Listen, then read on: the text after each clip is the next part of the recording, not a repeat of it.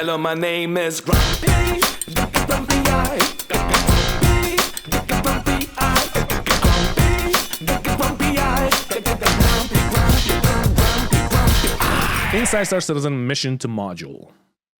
Hey, before we get on to the normal business of Inside Star Citizen this week, we wanted to take a moment and recognize and acknowledge what's currently happening with the live gameplay experience.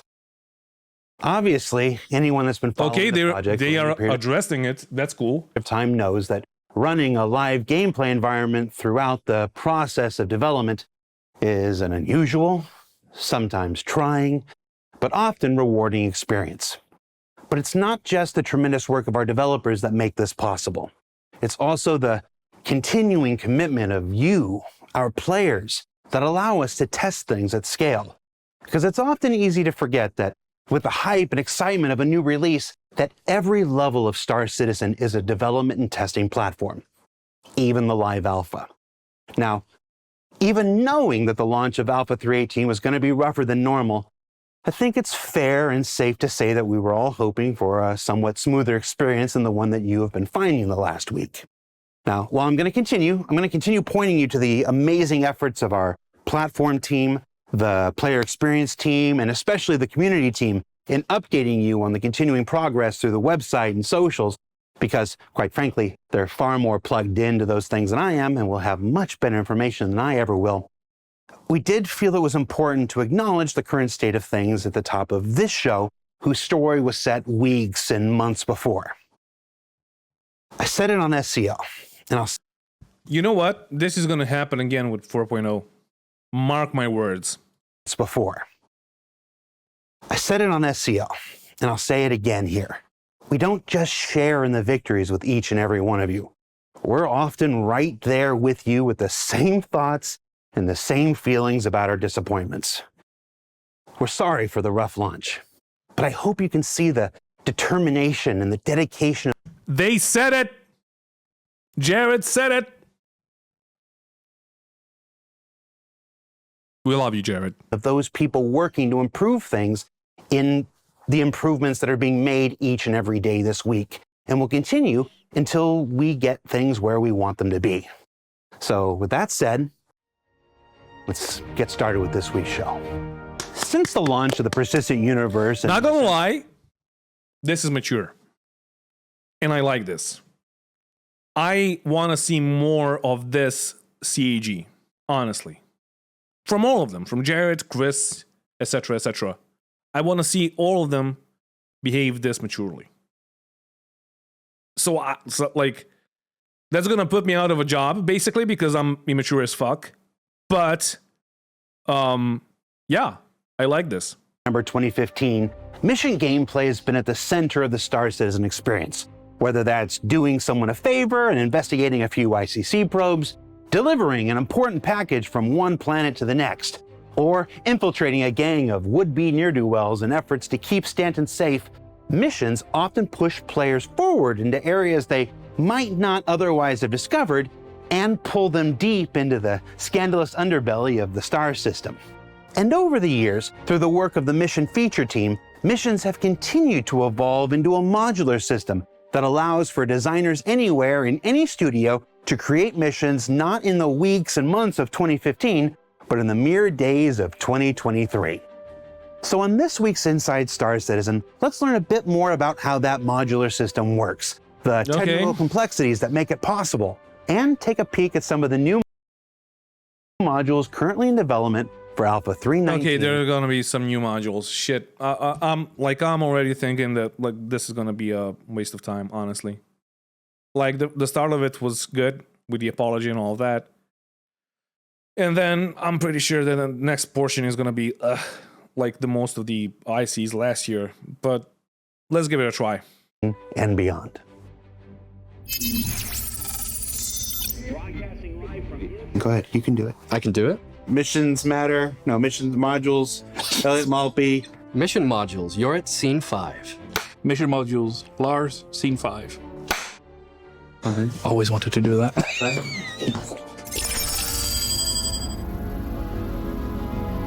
At the very beginning, the early days, everyone was just coming up with missions, right? What we used to have to do is have a bespoke mission for every mission we had. Someone might have built it to act this way. Yeah, you had to just slap Chris on the wrist and tell him, like, no more missions.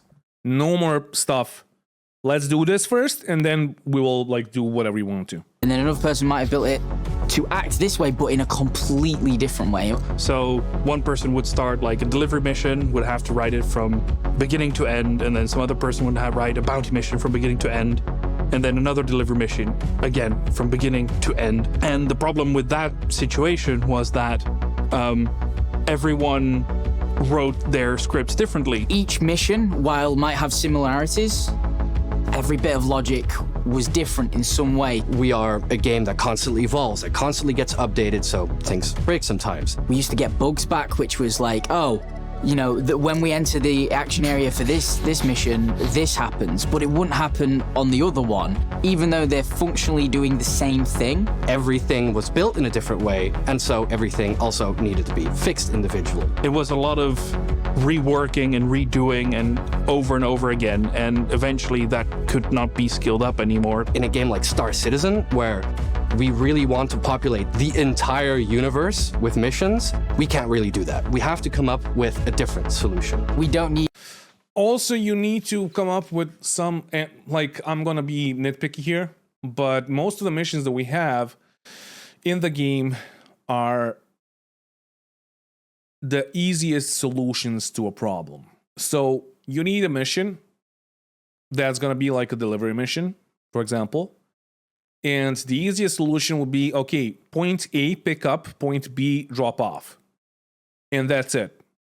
And that's what we have. The more complex solution would be point A, do something so you can pick it up, or take a side quest so you can go and do something else so you can come back and pick up the thing. And then the same thing happens at like point B. So this is like the simple solution with all the missions that we have right now in Star Citizen are basically that. Go there, kill this. And yeah, it's not even like point A to point B. It's just like point A, you gotta go there and you gotta kill this, and that's it. Need all these people working on all these things all over the place if we can have more of a unified approach towards it. That's where mission modules come in. Okay. So the answer to this, to fix all of those issues, is a more modular system. This is where we identify key functionality between missions and plug them all together and make it all operate under one module. This means that when we get a bug, it is likely that every other mission will experience this bug, and we can fix it. So we have modules and submodules and submodules, and there is no end to that. You can keep putting them inside of each other. But on the high level, we have what are called wrapper modules. So some of the different wrapper modules are like delivery missions. Your typical delivery mission is pick up a box and then deliver the box in another location, which has certain variations. So we have ones that are called multi-stop, which are essentially, here's 5 boxes, here's the pickup locations, and here's all the drop-off locations. The player can decide in what order they want. There are the linear wrapper module, which is we give you 1 box and you have to deliver that before we then give you the next box. Infiltrate and Offend has like various subtypes and different variations that we can use depending on what the mission wants to achieve. You've got eliminate all missions, or you've got eliminate specific missions, or even an eliminate boss mission where players must neutralize the grunts first, and then afterwards, a boss shows up, and that's the eliminate target. And those are all the sub Yeah, that will be like making it a bit more complex. modules of the infiltrate and defense. Even though it's still the easy approach, it's making it a bit more complex, which could add to the variety. And we're still making more. Then there's the bounty hunting modules. Our bounty missions are quite well known. The most basic version is you accept a contract, it tells you where the bounty is, you travel there and you take it out, which then can be modified in like several variations. It consists of the synced assassinations. It's the group bounties where you have 3 different bounties at different locations you have to get to and kill. It's the Idris event where you have to go and kill an Idris with potentially multiple people you don't know. And when the ability to capture people comes online, we'll add even more modules to help support this.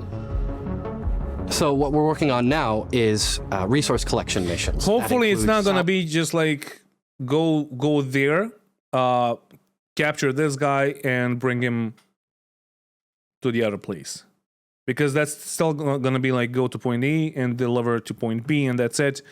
Which is like okay, but it's still the easiest approach. The thing that is shown here is that he's like in a bar, so you're basically like Greedo. Yes, Greedo. As a matter of fact, I was just going to see your boss. Yes, I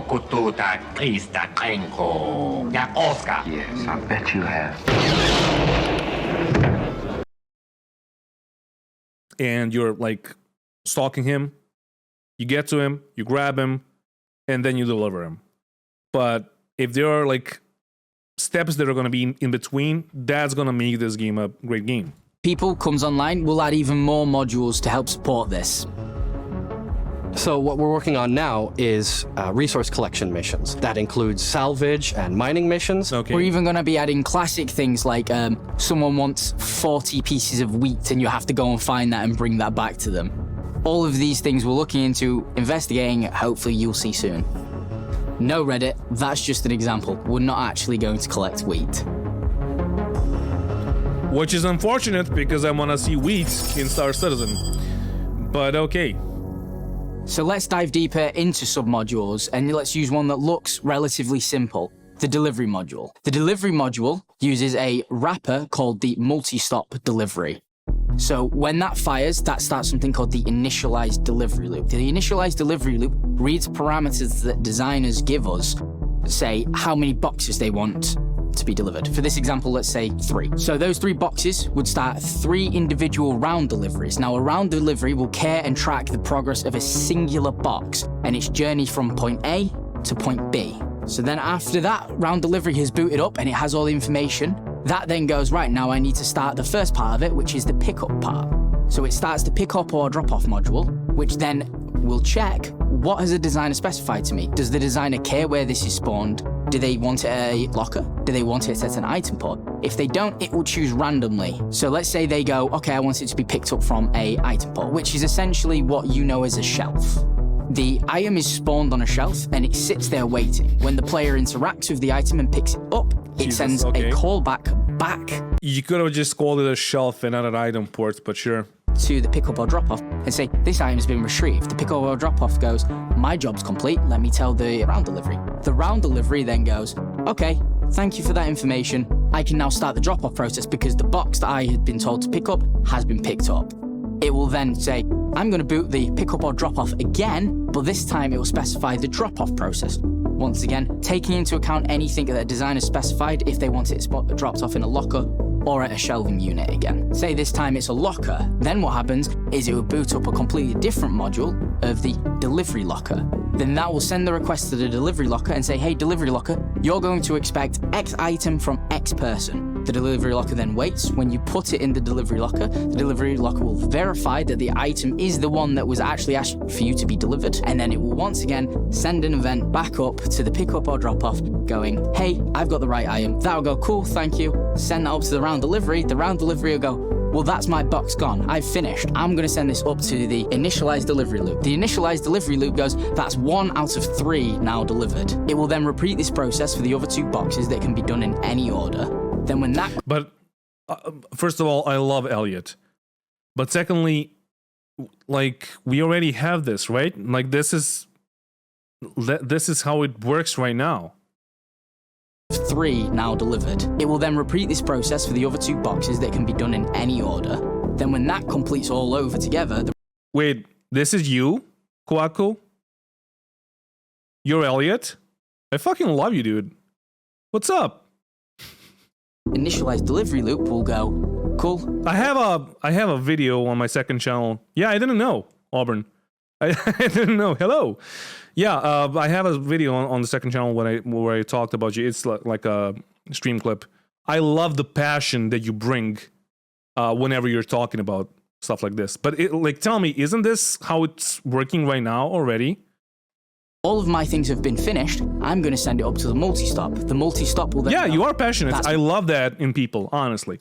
my mission over. Complete, you get your money, and it's as simple as that. The reason we set this up like this is because it allows us to quickly plug pieces in. Thank you for example, dropping in. The prison mission had to expand on the delivery system to allow you to pick up from a corpse and drop off to a satellite. Oh, okay, so it is how it's upload. made right now. Jared wanted to show how our current system works. Okay, What this thank you for means is clarifying. We didn't have to create another delivery module to do that specific process. We created 2 ending modules of pick up corpse and upload data. Those live at the end, so after the pickup or drop off has run its course, it would just pick those 2, which means we don't have to add specific functionality to the entire module all over. It only has to be at the end. Disclaimer, what Elliot has presented here is an overly simplified version of the modular system for delivery missions, presented in a single uninterrupted, unrehearsed take. He clearly left a bunch of stuff out, so the system should not be considered as simplistic as presented here. I love it. So, since I have you here, Elliot, tell me, are you gonna make like more complex missions in the future? Is this is that where this is going? Because yeah, it is complex on your side to make it, right? But also on the player side, from our perspective, it's just like pick up thing at point A and drop the thing off at point B. Or point B, C, and D, because you have like 3 boxes. So I guess you really want to hear about some of the new stuff. So let's talk about salvage modules. The Yay. salvage module is currently a singular module, and what we have done is allowed for a bunch of functionality. The most simple version is you get the contract in your mobi-glass given by a company that has salvage rights. You accept mission in a mobi-glass, and then it's going to give you a piece of salvage, and it says, well, we have a piece of salvage for you, and it's located at this Lagrange point. The player is shown a location where a shipwreck can be found. So they make their way there, and it could be that another NPC is there salvaging already. Nice. Or you could have an illegal variant of the mission where you have to go there and salvage everything quickly before another player that has the contract legally shows up. But there's going to be a timer on screen of whenever the legal owner of that salvage is going to appear, which can end up in enemies arriving because he calls them in. We've made several submodules that allow to work with it. So the first one... why would you choose the illegal one then?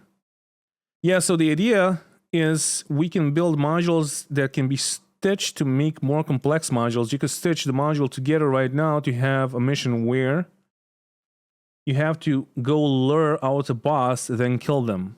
User code to activate dispenser and drops a box you have to deliver. Amazing. Yes, please. On the way you get ambushed, etc. The more tech that comes online, the more we can explore and modularize.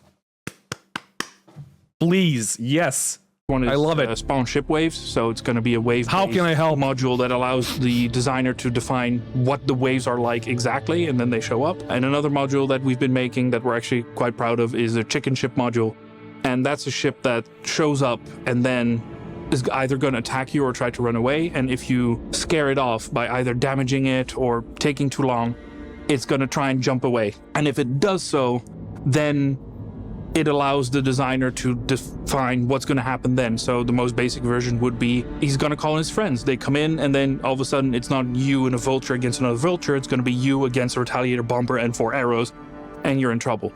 Now, the other option is like, okay, if you destroy it, then what happens? So we have the option of like a Carrick arise because the company is like, well, we haven't heard from Bob in an hour. We're going to send like someone else to do the salvage, but maybe something happened to him. We're going to send something bigger. Or this is cool. You basically warded off the defenders and you're now safe to salvage at your own leisure.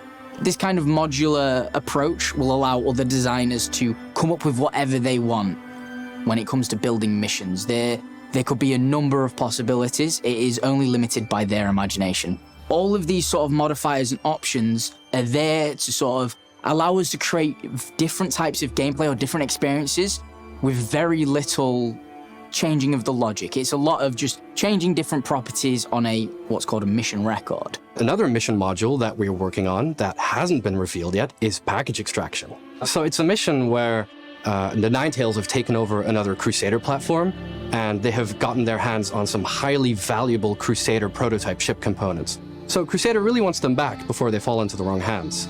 And as a result, they put out a contract, and many players all around Crusader are tasked with going to that platform and handing it to the Ninetales, essentially getting back the prototype ship components before they can be flown off-world. One thing we've been playing with is that we hooked it up to the bounty modules that already exist. So we... You know what? A bounty module where the... When I said at the start that I'm skeptical about this episode, I didn't know that it's gonna go like this way. Player goes to a location. I'm liking this a lot. And then we kick off a salvage module, all in one mission. So the player goes there, kills the ship, and then instantly their objectives are like, and now harvest it. And then that's the completion of the mission. So at the moment, mining missions are on pause while we wait for resources from other teams. But in the meantime, we will continue to develop salvage missions, mining missions, and the overall scope of resource collection missions. So, you know, you could hopefully see your wildest imagination of resource collecting missions come true. A reasonable expectation of resource collection missions in the future. All right, let me read out what Elliot just said. These are the modules, so I think Tony's plan is that, for example, they say it's... What? They say there is loads of pirates here, and then the system spools up a mission and passes in the amount of pirates, and my mission adapts to that data. That's cool. That's cool. So the biggest virtue of this is it allows other designers like Guillaume from Montreal or Sam from I know. Locations team to go in and be able to piece together their own custom mission. We just send them, once a mission module is finished, all the questions that they need to fill in for this. Their designer can go to Date Fudge, select a mission, modify a few properties that will change the behavior of the mission, whether it's the type of box they're delivering or what enemy they want you to kill. All of these modules are intended to... My smooth brain does not understand this at all. Yeah, I'm gonna spend too much time like reading all this out. Whether it's the type of box they're delivering or what enemy they want you to kill. All of these modules are intended to be stitched together in easy ways to be able to create completely new bits of content so that the content expansion can be huge. And this is really important for when you try to build a game of the scale of Star Citizen. They could build a mission where you go to a location to do an eliminate all, and as you're arriving there, there's a bounty target in the sky you have to take out first. As you go in and manage to kill them all, they use the item dispenser we use in Jumptown and Korea to spawn an item that when the player picks it up, it then starts a delivery mission. That's the real win of thinking modularly. Nice. But Elliot, when? So that was a little look behind the scenes of what we do in the mission feature team. The mission feature team consists of more than just... This is a mission records. It's how we build a mission when the logic already exists. Yeah, I understood that, but I just wanted to like any peeping Tom, I wanted to like read out all the things that you have here, like all the modules that you can put in. So that was a little look behind the scenes of what we do in the mission feature team. The mission feature team consists of more than just the people you see here. We have a much bigger team that are building these behind the scenes to be able to bring you variables, new content, these new functionalities, and also help our designers internally to be able to also deliver the same thing. This is only a fraction of things we have worked on and are working on. Obviously, as more systems come online, we are going to start making more and more modules. Salvage and mining were the most recent ones, and we've worked on those. Crafting is coming soon, so we're going to probably make some modules with that. And we're going to continue to make more and more mission modules and more things for you to play and enjoy. Thank you very much for letting us tell you what we do. We're hopefully making everything you like, and yeah, I don't know what else to say. Thanks very much for watching, and I'll see you in the next episode of Inside Star Citizen. They won't see. I'm not in the next episode. I'm not in the next episode. You just said you were. So, what did we learn this week? Well, we learned that modularity is what allows for the work of one mission to be carried over and utilized in a variety of others. That it allows for the relatively quick construction and iteration of missions by designers from all over the globe. that it is ultimately what is allowing us to currently add gameplay quickly and efficiently to new locations like the underground facilities, building interiors, and even the upcoming pyro system. And that new modules are being created along the way, like the salvage and mining parts of resource collection, as well as the investigations we've discussed previously. And just to touch on Alpha 318 once more, the team continues to tackle the troubles that have plagued launch since Friday, and you'll find continuing updates as needed at the robertsspaceindustries.com website. Now, stability has been steadily returning all week, with more and more people being able to connect in and stay in for longer durations after that. And there's been a number of absolutely critical fixes that only became known and necessary thanks to you all showing up and stressing the ever-loving hell out of the new Entity Streaming Foundation for the Persistent Universe in ways that, frankly, we never could on the PTU. So thank you. Yeah, like the PTU had an issue, and like, honestly, this was to be expected to a degree, not at this like scale. Like the server outage and all of that, but the PTU had an issue that, like, it first of all didn't have like enough people playing and testing out the PTU. Secondly, the issue was that, I don't know, like most servers were up for like 2 days tops and that's it, because we had a patch every 2 days, which was amazing, but we still don't know what's going to happen with the server when it's up for like more than 2 days. Thank you, thank you. And thank you to all the developers who never appear on camera, because especially with like persistent entity streaming, because like even if the server goes down, when it like spools back up, all the stuff is still gonna be there. So what happens then? Like after 4, 5, 10 days? Frankly, they're just too busy. It's been a frustrating week for everybody. But I'm also we really do have server cleanup and represent those who are working so hard to do right by the it is still not. It's still like untested. For Inside Star Citizen, I'm Jared Huckabee. Thank you for watching. Keep an eye on the website for all those Alpha 318 post-launch details, and we'll see you all here next week. Ciao. The last time I was in front of a camera, it seemed like really artificial, and it was difficult to talk to the camera. It felt like it was just judging me, whereas with you guys, I feel like I'm more having a conversation. Do you know where mission logic comes from? No. Well, the earliest record of logic that we have in our world started with Aristotle, right? He wrote this book that we translate nowadays as The Instrument. And he was preoccupied with stuff like Socrates is mortal. All humans are mortal. Therefore, wait, did I mess that up? I said Socrates is mortal.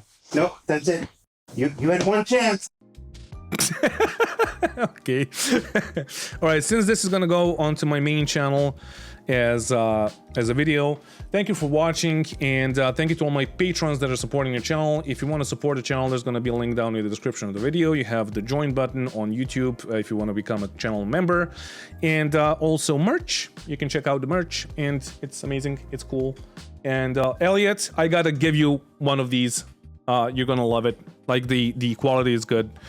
And yeah, thank you for watching, and don't forget to bring a towel when you're traveling through space, and mwah. And the thing is gonna end soon. Yes, there we go.